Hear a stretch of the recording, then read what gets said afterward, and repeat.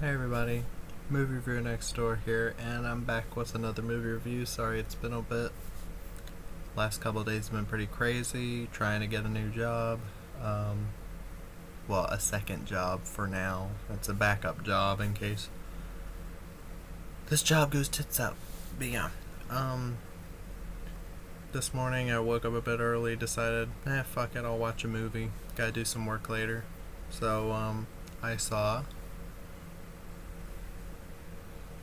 Unlocked.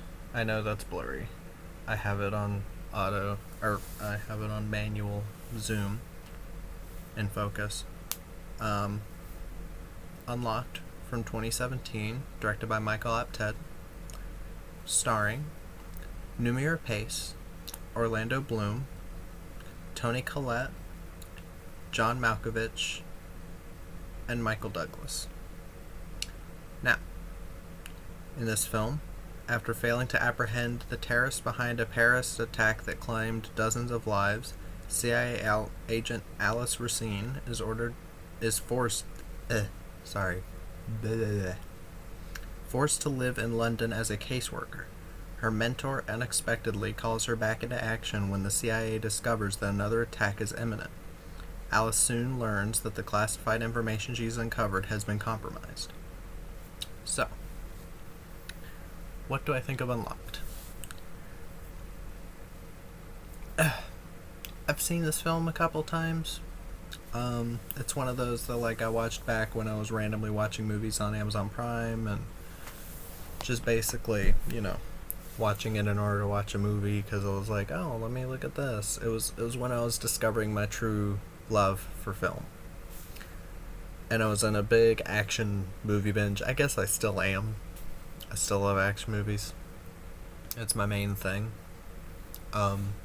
It's a genre that gets criticized often. But this film, I think it's good. I do. I think it's a decent film that's elevated in part by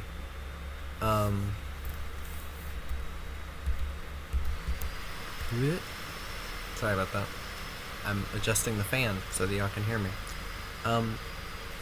It's a decent film elevated to good by the lead performance of Noomi Rapace. Now, let me do the cast before I get into this film, because I do have issues with it, but I do want to actually talk about it first. Noomi Rapace is Alice Racine, she's still a CIA agent. She's just got a cover job in Britain. I really like Noomi Rapace. Now, I'd say I love her. I do. I think she is a very talented actress. Ever since Prometheus, I was like, you know what? If she was using her actual accent, I'd be even more into it. And it's cool that she's been able to be in films where she uses her actual accent. She rose to prominence in the Girl with the Dragon Tattoo series, the original Swedish films. In the remake, it was Rooney Mara. And then in the sequel to that, it was Claire Foy. But I never saw Girl with the Dragon Tattoo. I tried watching the first one, and I couldn't get into it. Maybe if I try watching it again, I will. They are really long films. All three of them are, I'm pretty sure, over 2 hours 15 minutes. I think the first and third are 3 hours. But yeah, I've always liked Noomi Rapace. She was in a film called Close, which was decent. Let me see. Sometimes I have some issues. What Happened to Monday? That's probably my favorite film I've seen her in so far. What Happened to Monday was really good.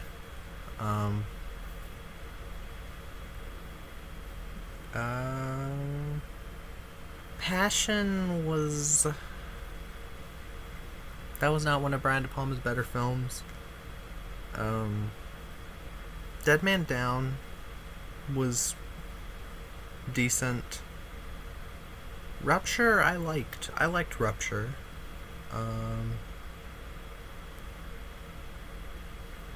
But yeah, I do really like her as an actress. I do. I think she's very talented. I think she gives her all to this performance, actually, for what is kind of just a random action movie. But yeah. Orlando Bloom is Jack Alcott. This character, he's like a former soldier. He's a small-time criminal who joins Alice at about the second act of the film. And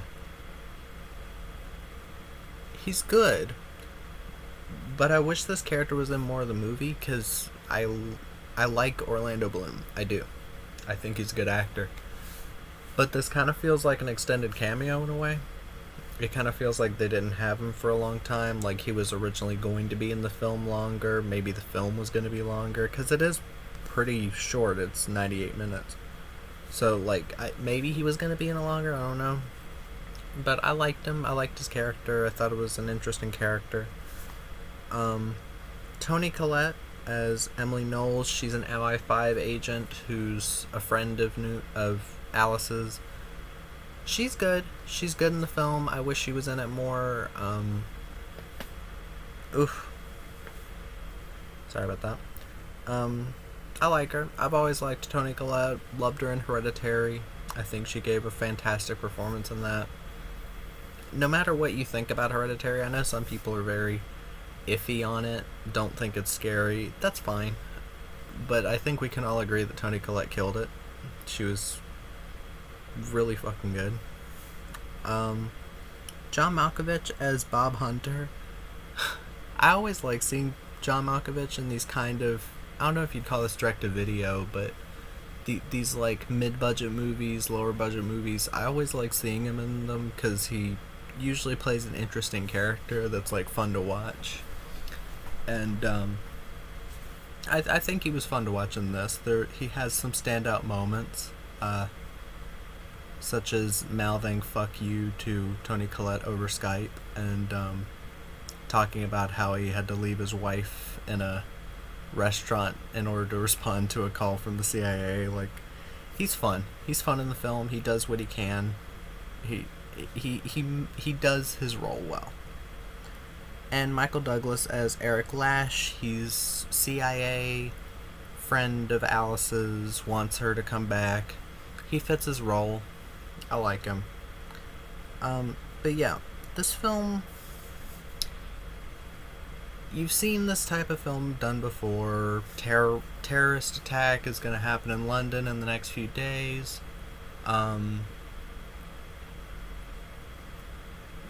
We have to find out what's going on with it. We have a courier. And I want to make this video spoiler free, actually. I want people to see this and make up their own minds on it. I don't want to like spoil any twists or turns or anything. But I do have issues with this film. I do. This is one of those films that, again, if you've seen this type of film, there's not going to be a lot extra in this. I'd say mostly just watch it for fun and not... If you're comparing this to, like, you know, like a heavy narrative film or some kind of art house bullshit, then yeah, you're not going to enjoy it. You're going to think, oh, this is stupid, oh, all the characters are dumb, all of them suck. Yeah. That's why I don't watch movies like that. I feel like I get more out of films for reviewing them for what they are.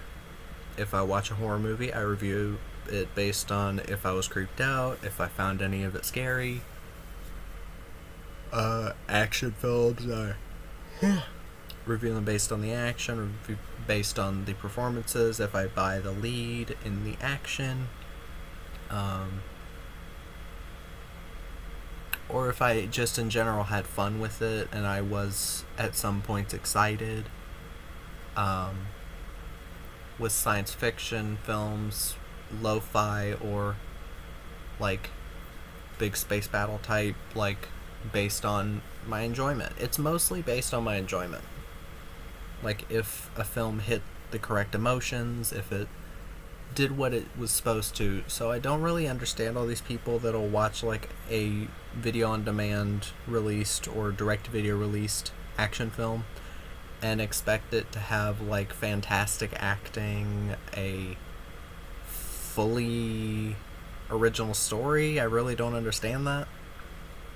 Because, like, the same people who watch, like, movies like Terrifier 2 and say, like, oh, it's the most disgusting horror movie ever, I'd first say, watch more horror movies. There are better horror movies out there than Terrifier 2.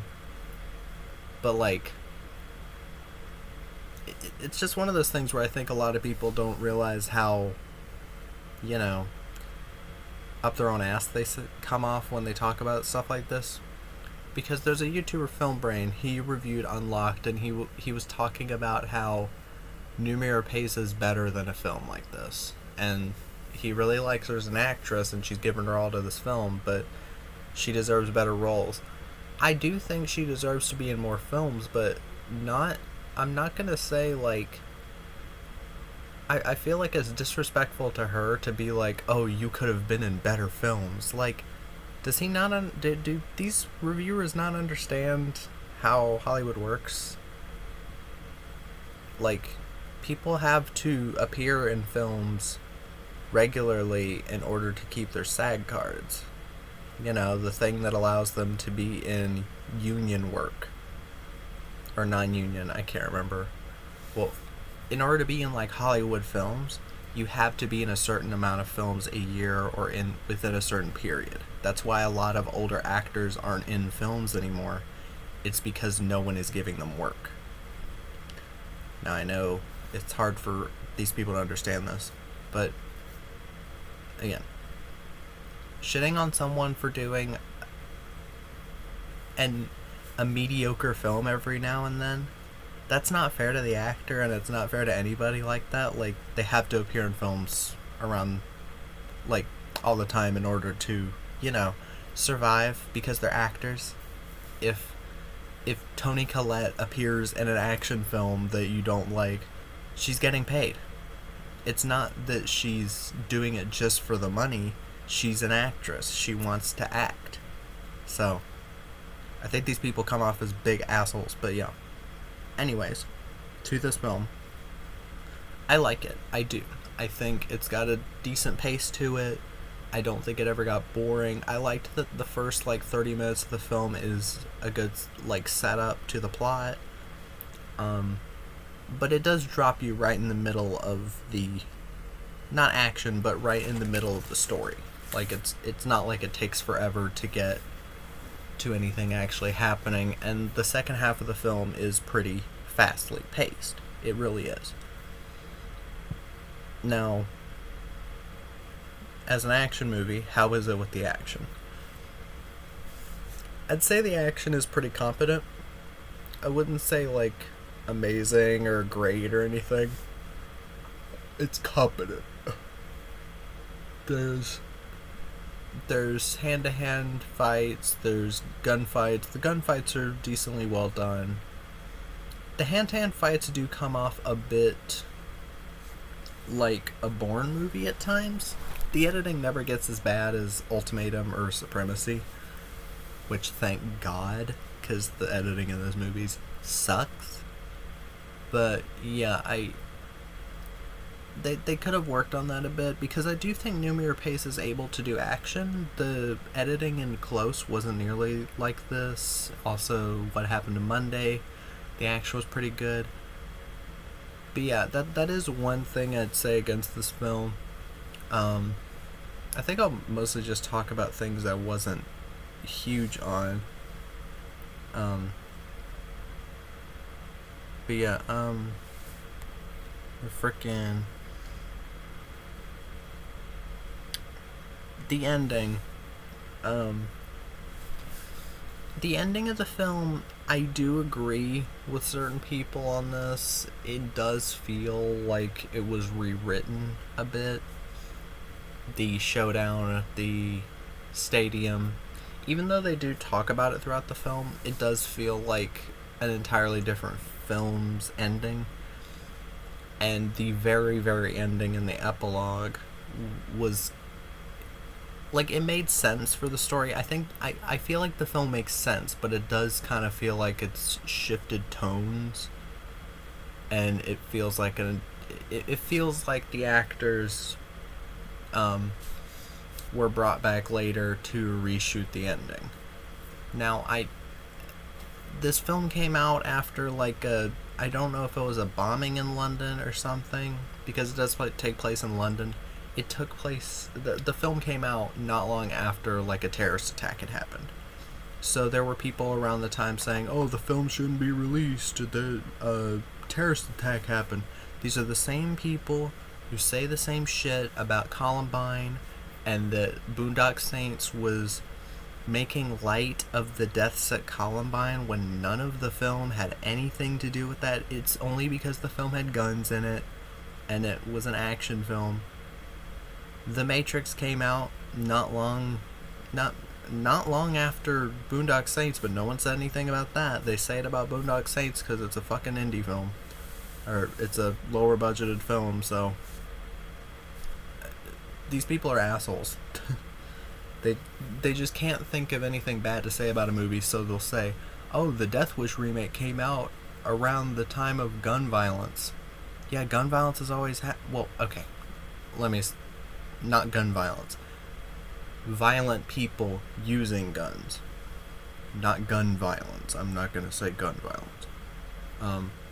But it just comes off like people who are too lazy to make their own actual opinions on a film, so they'll say, oh, guns are the problem. Then don't watch it. If you don't like guns, don't watch a movie that you know has guns, and guns are on the poster.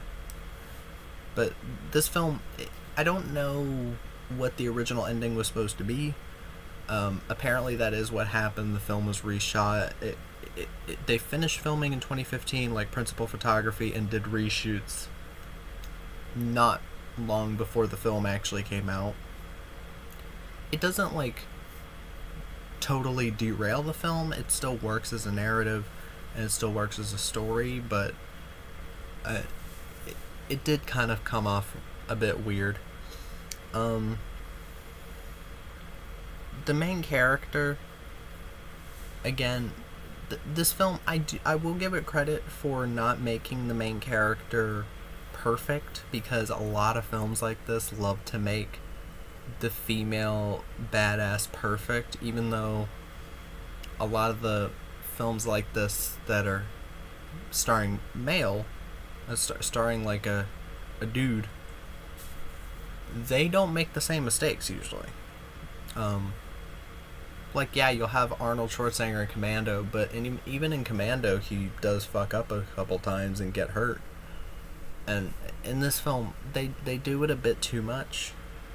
There are times where she loses fights, she gets really hurt, but it is a bit too much. I do wish that she got to do a little bit more fighting for herself.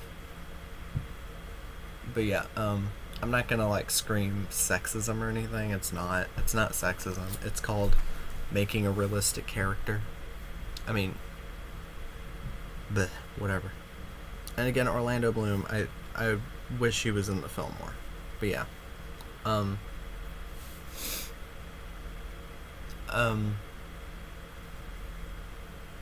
Yeah, the film is a fun time. I do think it is.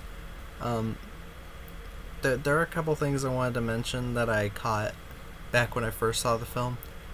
Orlando Bloom, there's a couple scenes where he's playing a game on his phone, and I recognize the game because I was an avid player of the game back in the day.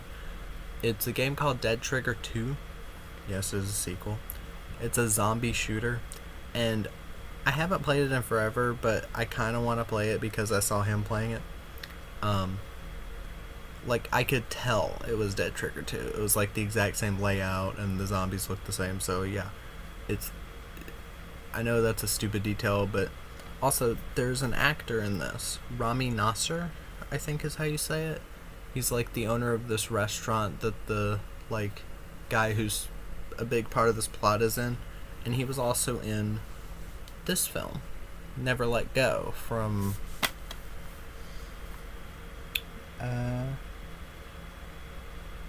27. Was this also 2017? Yeah, 2017. So yeah, this was a decent film too. It also had an issue with the action scenes. He was good in this. But yeah, I'd recommend this film, even though I do think it has its issues. Maybe sometime I'll do a review on it and explain those issues. But it was cool to see him in a film with this type of cast. But yeah, I do think this is a decent movie. When we get to the pros and cons. Again, Noomi Rapace, Orlando Bloom, Michael Douglas, John Malkovich, Toni Collette all do good jobs. The action is decently staged for the most part. The film moves at a very good pace, with being 98 minutes plus credits. I mean, with the credits. Very interesting plot about the weaponized virus, or weaponized virus, whatever, a weaponized virus that's actually a real thing from like back in the 80s, like Russia did.